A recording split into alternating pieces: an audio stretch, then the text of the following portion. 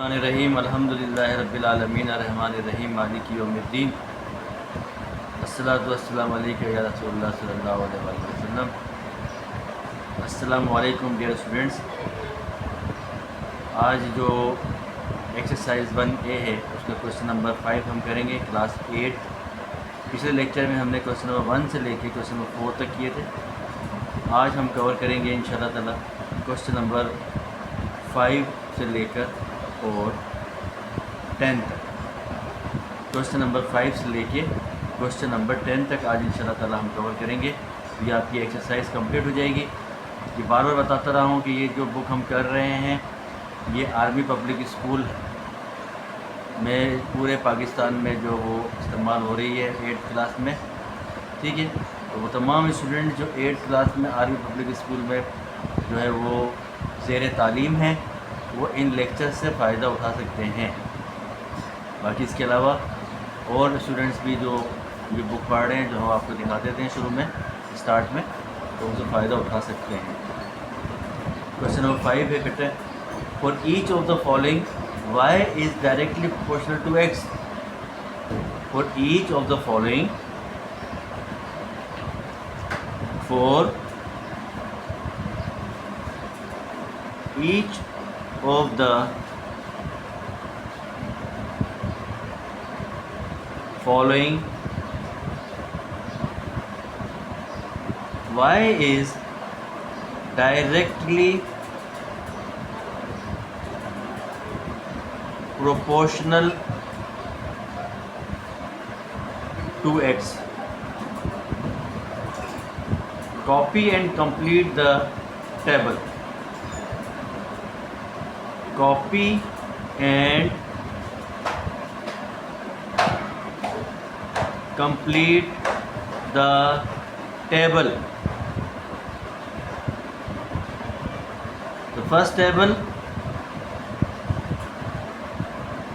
x, y values are 4, 20, 24.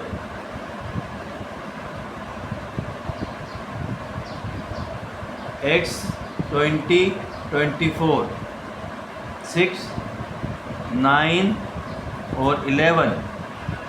These are the first table out of 2.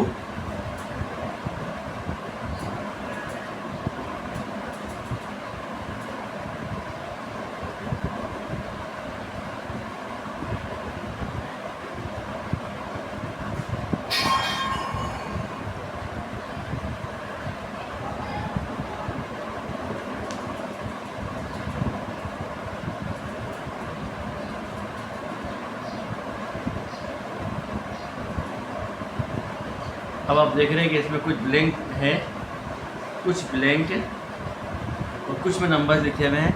Question में कहता है for each of the following y is directly proportional to x। ये हम सीख चुके हैं, y is directly proportional to x।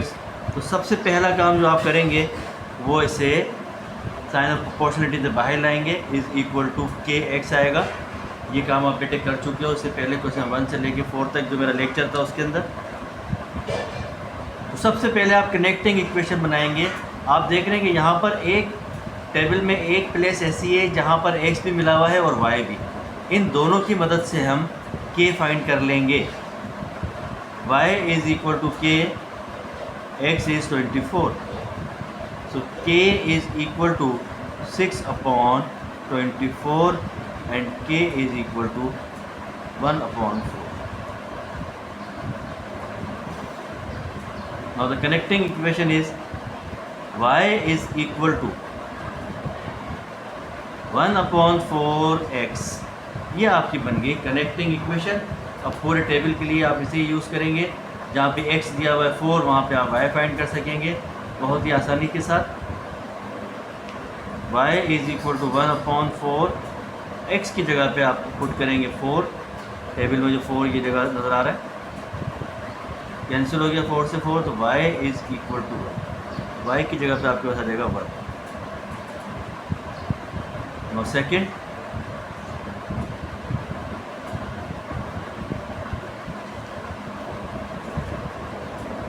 y is equal to 1/4 x की जगह पर आ जाएगा 20, 4 1 ज़ा 4 5 ज़ा 20, तो y इज़ इक्वल टू 5।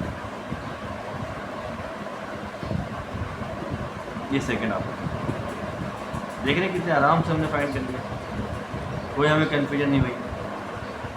अब मैं यही करना चाहूँगा ताकि आपके लिए आसानी रहे इसको समझने में। ये टेबल यहाँ ही बना हुआ है ना, बताइए y इज़ इक्वल टू 1/4, ये आपके पास कनेक्टिंग इक्वेशन है। तो y is equal to 1/4x, तो y आपको मिला हुआ है अब 9, 1/4x, 4 यहाँ डिवाइड कर रहे हैं x के साथ, वहाँ जाके मल्टीप्लाई करेगा, x is equal to 36।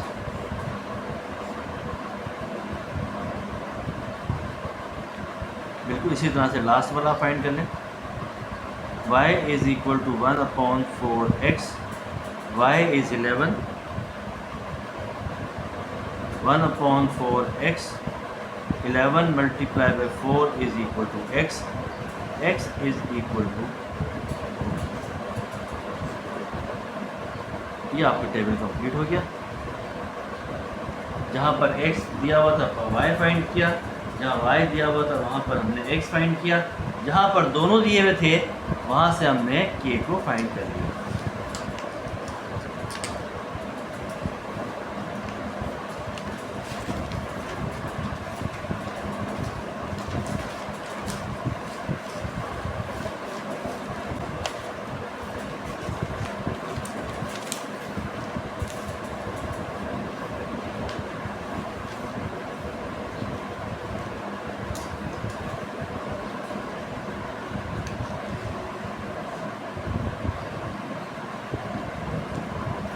Question number 5 का बी पार्ट, फिर टेबल दिया हुआ है इसने आपको, तो आप टेबल बना लीजिए। x y 2 3 5.5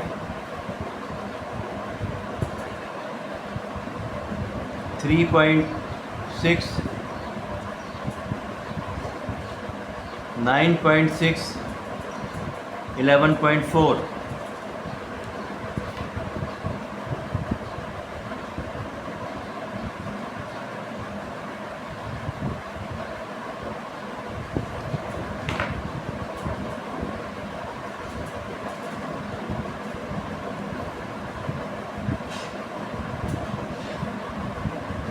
ये आपका बन गया table.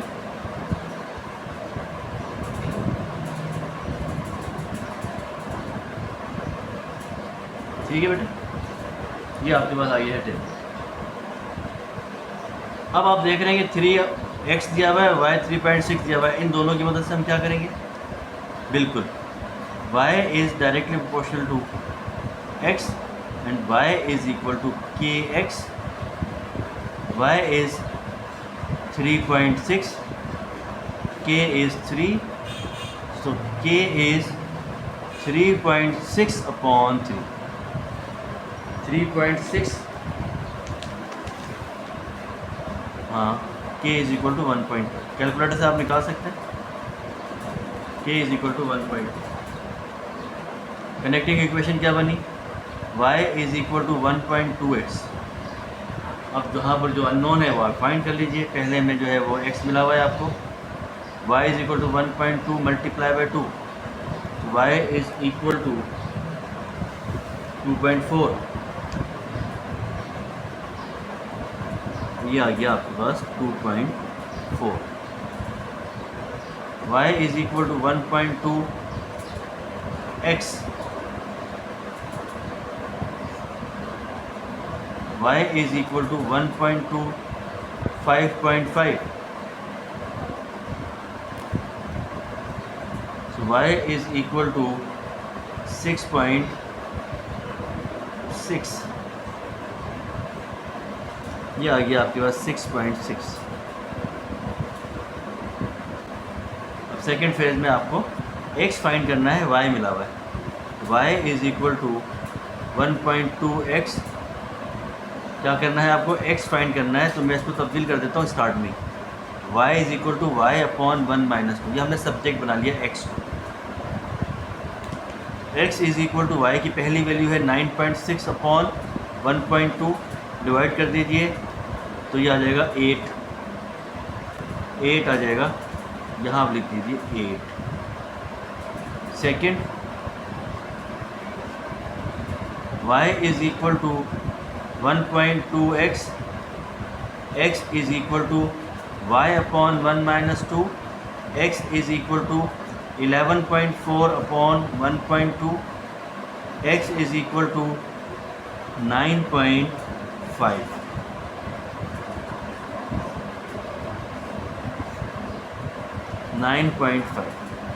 It is given question. कोई कन्फ्यूजन नहीं?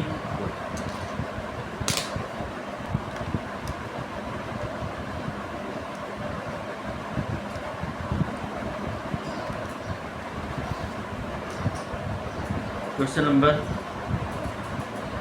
6।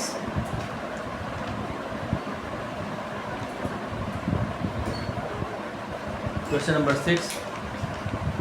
If y is directly proportional to x and y is equal to 20, find an equation connecting। Question number 6 बिल्कुल सेम वैसे ही है जैसा कि आपने 1 2 3 4 किया था। तो ये मैं आपके लिए होमवर्क छोड़ दे रहा हूँ, तो आप सब खुद करेंगे। Do your self, it is your homework. If y is directly proportional to x and y is equal to 20 when x is equal to 5, same as जो आपने ऊपर क्वेश्चन किए हैं 3 4, आपको ट्राई करना चाहिए क्वेश्चन नंबर 6 को भी। ठीक है बेटे?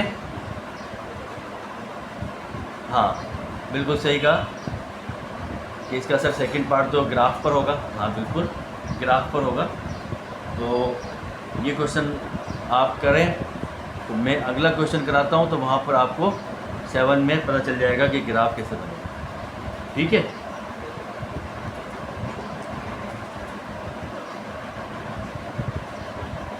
Question number 7। If z is directly proportional to y, if z is directly proportional to y,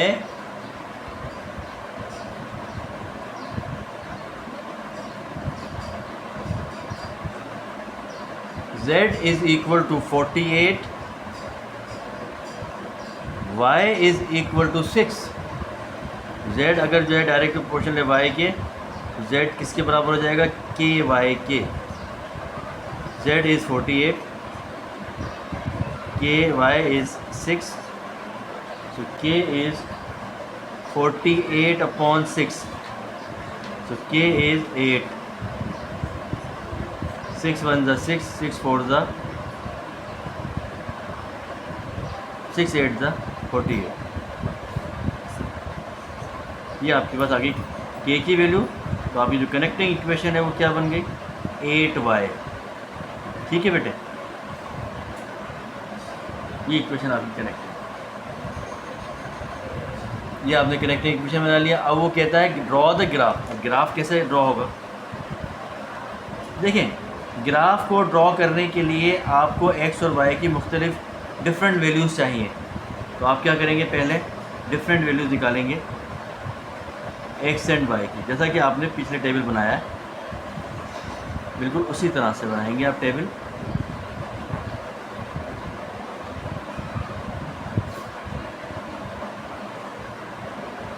ठीक है? देखिए जिस तरह से यहाँ ये बनाया है,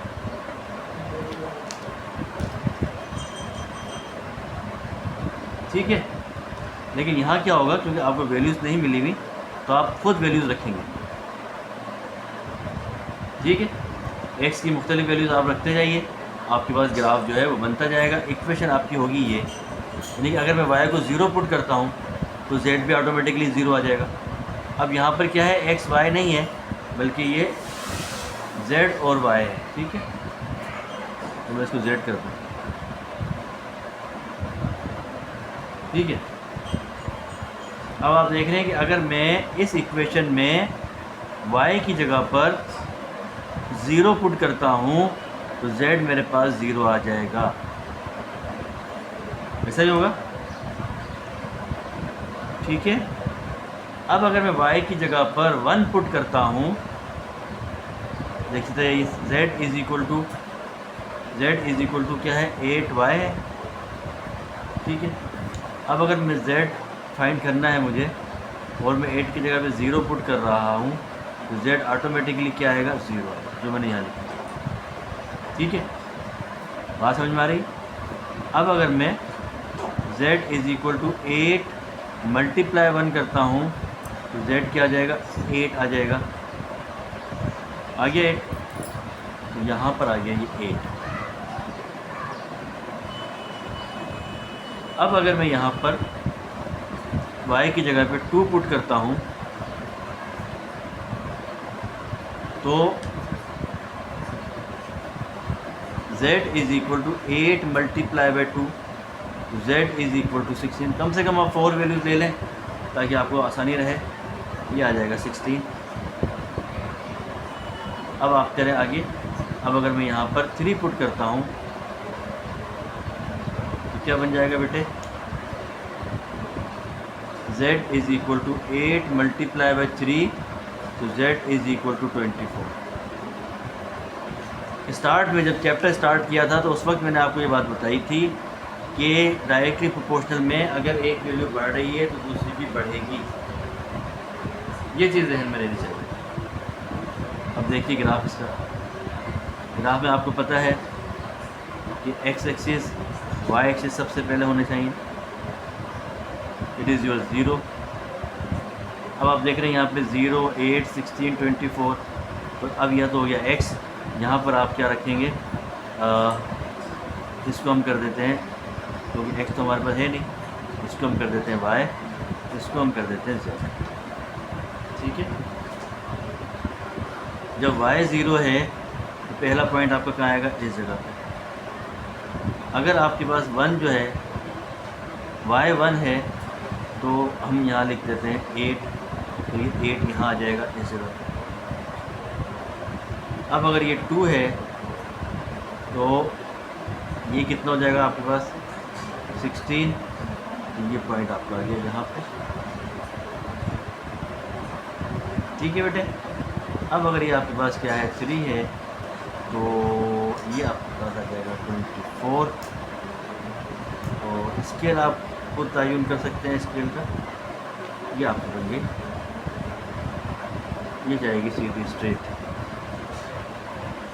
थोड़ा सा टेढ़ा है क्योंकि ये रफ डायग्राम में बनाई। ठीक है, इसको सीधा स्ट्रेट जाएगा। अगर आपका y बढ़ रहा है तो आपका z भी साथ में बढ़ रहा है, क्योंकि आपकी जो इक्वेशन है वो डायरेक्टली प्रोपोर्शनल है। इसी तरह से आप क्वेश्चन नंबर 6 का खुद बनाएंगे। लेकिन कमेंट्स करें ज़रूर, मुझे बताएं ज़रूर कि जो है वो आपको समझ आ रहा है कि नहीं आ रहा है। उसके लिए जो है वो चैनल को सब्सक्राइब करें और तमाम आर्मी पब्लिक स्कूल ख़ास तौर पे जो स्टूडेंट्स हैं और उसको जो है वो वॉच करें, वीडियोस को अच्छी तरह से समझें ताकि ये आपको बेहतर तौर पे अंडरस्टैंड हो सके।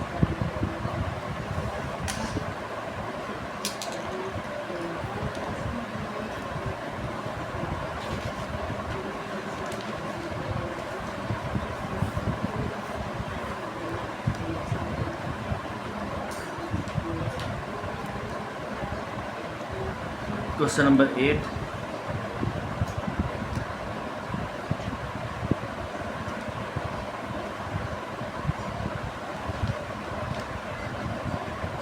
Question number 8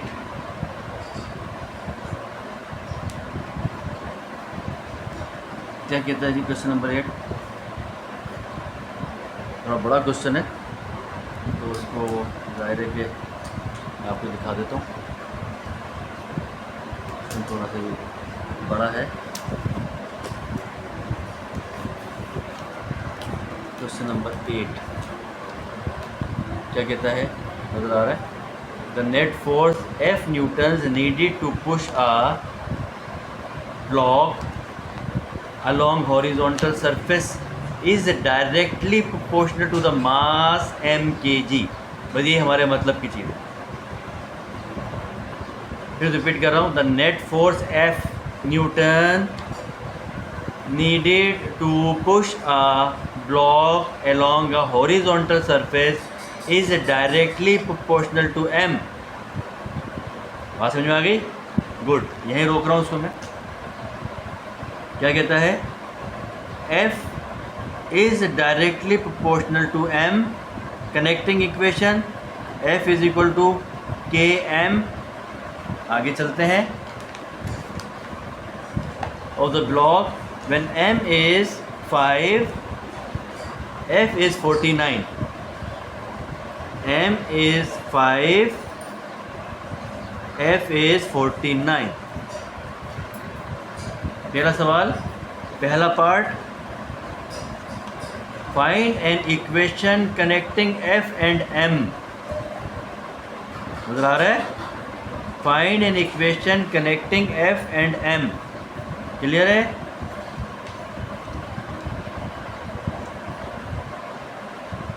find an equation connecting F and M। ठीक हो गया? चलिए, तो F is equal to Km। F है 49, M है 5, so K is equal to 49/5। so K is 9.8। Calculator use कर लें। ये आपके पास आ गई कनेक्टिंग। अब कनेक्टिंग इक्वेशन क्या बनेगी? Yes, F is equal to 9.8 m। अब पूरे क्वेश्चन में जितने भी पार्ट्स हैं उनमें आप ये करेंगे। सेकंड पार्ट क्या कहता है इसका? Find the value of F।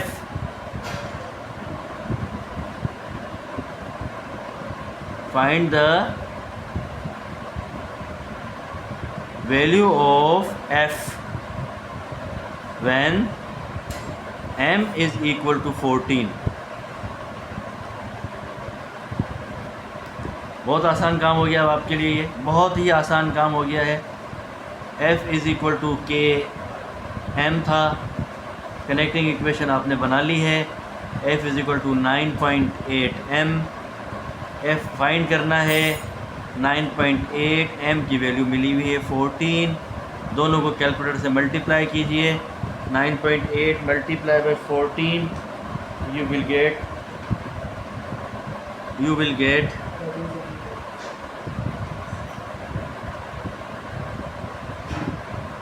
जी क्या आ रहा है? 9.8 मल्टीप्लाई बाय 14, 137.2। 137.2। ठीक है, चलिए थर्ड पार्ट इसका, calculate the value of M। आपने देखा कोई फ़र्क नहीं है, सिर्फ स्टेटमेंट्स का फ़र्क है, वरना क्वेश्चन सारे वही हैं जो आपने क्वेश्चन नंबर 1 से लेके क्वेश्चन नंबर 8 का part 3।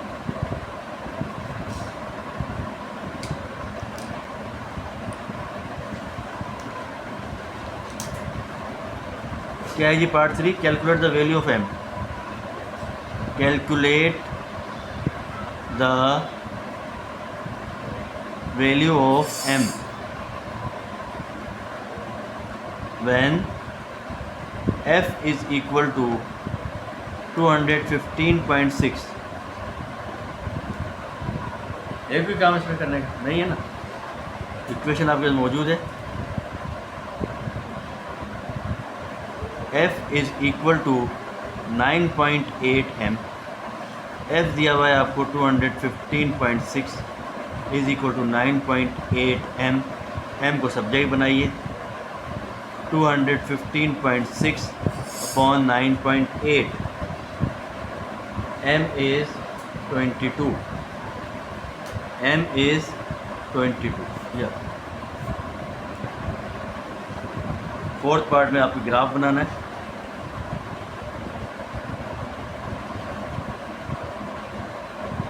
Draw the graph. Graph कोशिश कीजिए ग्राफ पेपर पे बनाने की, वहाँ पर जो है आपकी लाइन स्ट्रेट बनेगी। यहाँ पर चूँकि मैं बगैर उसकी ग्राफ के कर रहा हूँ तो इसलिए थोड़ा सा आपको लग रहा होगा कि कहीं ना कहीं जो है वो प्रॉब्लम आ रहा है। Draw the graph of F against M. सवाल में क्या कहा था? The net force F newton needed to push a block along a horizontal surface. Horizontal surface पे क्या आ रहा है आपके पास? फोर्स आ रही है, ठीक है। एम कहाँ पर है? एम आपका वाई एक्सिस के ऊपर है, वर्टिकल है, ठीक। सबसे पहले आपने बनानी है आपकी जो कनेक्टिंग इक्वेशन है वो लिखनी है। F is equal to 9.8 m। यहाँ पर आपने मुख्तलिफ वैल्यूज़ लेनी है जैसा कि हमने पहले किया है। तो आप जो है वो ये आप बना लीजिए यहाँ पर चार्ट, जिसे आप टेबल कहते हैं। ये आपके पास आ गया है एम की आप डिफरेंट वैल्यूज़ ले लीजिए, 1 2 3, हमने 3 वैल्यूज़ ले ली हैं। और यहाँ पे लिखा हुआ है जब आप यहाँ m की जगह 1 डालेंगे तो f ऑटोमेटिकली आपके पास 9.8 ही आएगा। m की जगह पे 2 सब्स्टिट्यूट कीजिए, ये आ जाएगा 19.6 और ये आ जाएगा आपके पास 29.4, ठीक है। अब आपके लिए ग्राफ बनाना काफ़ी आसान हो गया है, आप आसानी से ग्राफ बना सकते हैं।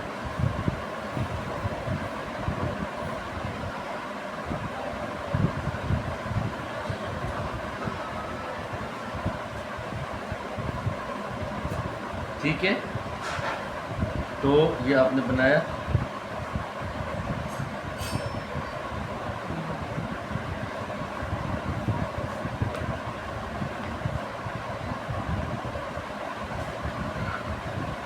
ठीक है, यहाँ पर आप डिफरेंट वैल्यूज रख लें।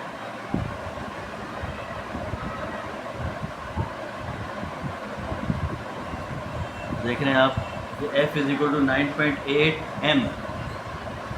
तो जिस तरह से जैसे जैसे मास की जो है वो बढ़ रहा है वैसे वैसे फोर्स भी आपकी बढ़ती जा रही है। फोर्स जो है वो मास बढ़ने पर जाहिर है कि आपको फोर्स ज़्यादा लगानी पड़ेगी, ठीक है। मास बढ़ रहा है तो साथ में उसकी फोर्स भी बढ़ रही है, ठीक।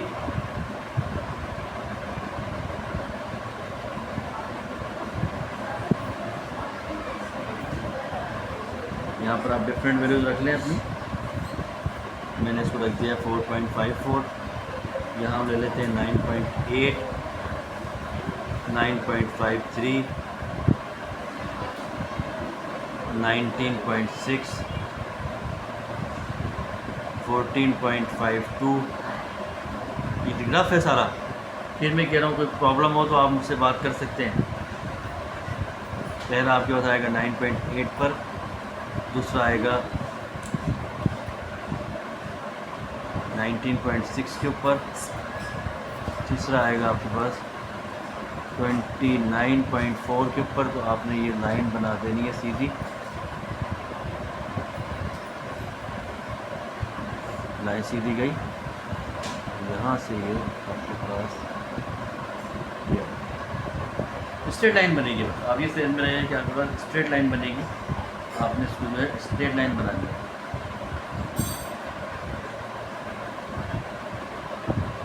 ठीक है।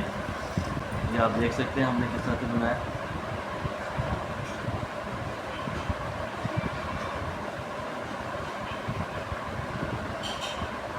ग्राफ पेपर पे काम कीजिएगा, ताकि ये जो वैल्यूज़ हैं ये एक्यूरेट जगह पर आएँ और आप इसको सॉल्व कर सकें। क्लियर है? कोई कन्फ्यूजन? कोई नहीं।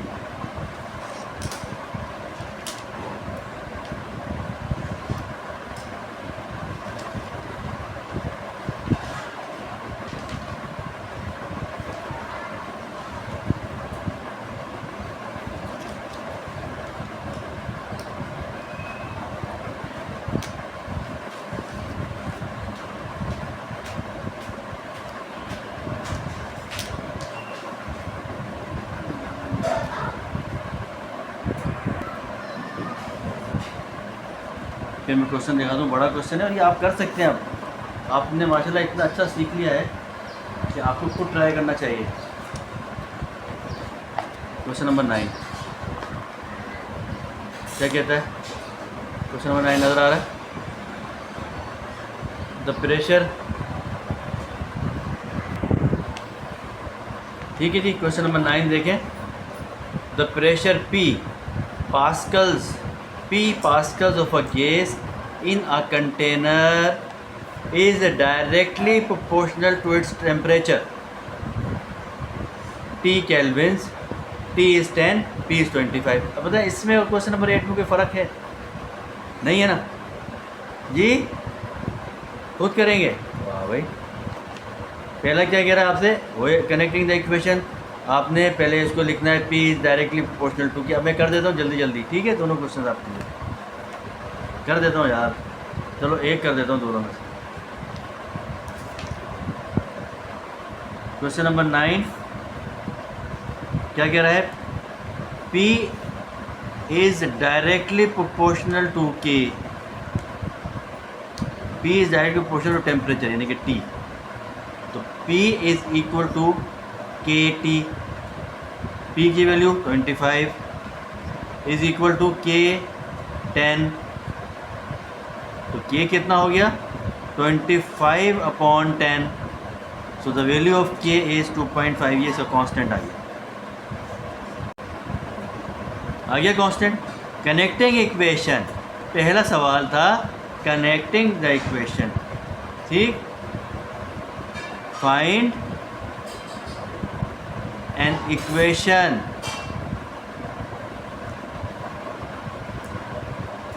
connecting P and T।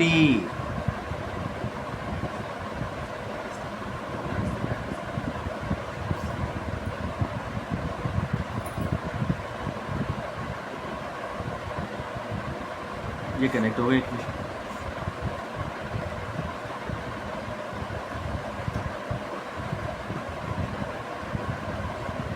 Find the value of P when T is equal to 24।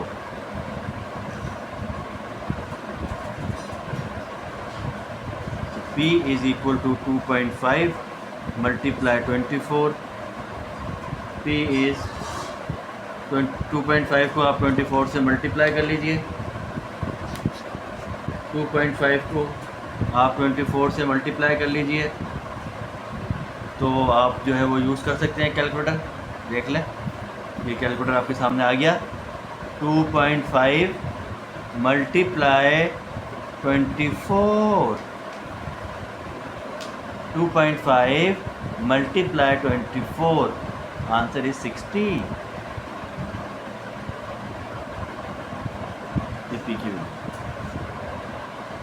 Part 3, calculate the value of T, calculate the value of T when P is equal to 12। जब जो है वो question में subject तब्दील हो तो आप ये काम पहले खुद भी कर सकते हैं। P is equal to 2.5 T है तो आप लिख दें यहाँ पे T फाइंड करना है तो T पहले बना दें। T is equal to P upon 2.5 कर दें। अभी सब्जेक्ट बन गया। अब आपके लिए काम आसान हो गया। P कितना है? 12 है। 12 को डिवाइड कर दें 2.5 से। ये आ गया calculator. 12 divide by 2.5 4.8, t is 4.8। ये आपके पास आ गया। ये कोई प्रॉब्लम नहीं है ना। बस अब इसका लास्ट पार्ट देख लें, उसमें फिर आपको ड्रॉ करना है ग्राफ। बेटे ये देख लें यहाँ पर जो हमने इसका पार्ट 2 किया था 22.5 मल्टीप्लाई बाई 24 हुआ था, तो गलती से हमने 64 लिख दिया, ये 60 आएगा।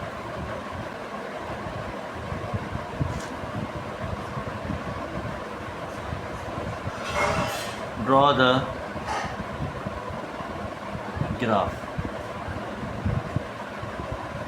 of P against T। ठीक है, P against T, P against T। तो आपने क्या करना है, वही टेबल बनाना है पहले, T और P, ये आपने बना लिया। एक काम और कर लिया करें ना, टेबल जब बन जाए आपका, तो अब एक काम किया करें, ये आपने लिखा टी, यहीं पे आप इक्वेशन लिख लें, जो आपकी इक्वेशन बन रही है P is equal to 2.5T, ये आपकी इक्वेशन बन रही है, ये आपने लिख ली। अब आपको वैल्यू निकालने में आसानी रहेगी। T 1 2 3 ये आपने रख दिया, ठीक है। अब 25 को मैं T 1 से मल्टीप्लाई करूँगा तो वही 25 आएगा, 25 को 2 से करूँगा तो 5 आ जाएगा, 25 को 3 से करूँगा तो 7.5 आ जाएगा।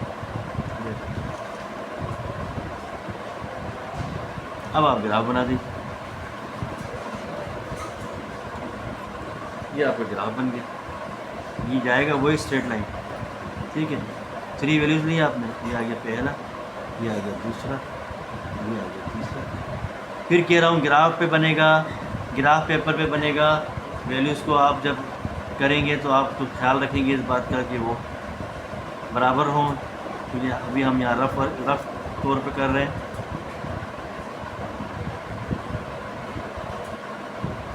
ठीक है, ये आपके पास आ गया 2.5, ये आपके पास आ गया 5, ये आपके पास आ गया 7.5।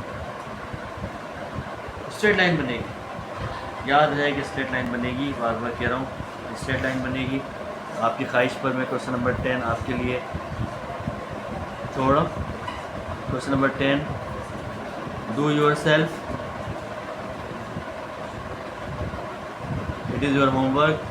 कमेंट करें, मुझे बताएं कि आपने किया या नहीं, और जो है वो वीडियो को अच्छी तरह से वॉच कर लें, सब्सक्राइब कर लें चैनल को, शेयर कर लें, ताकि ज़्यादा से ज़्यादा लोग जो है इससे फ़ायदा उठा सकें। थैंक यू वेरी मच, अल्लाह हाफ़िज़।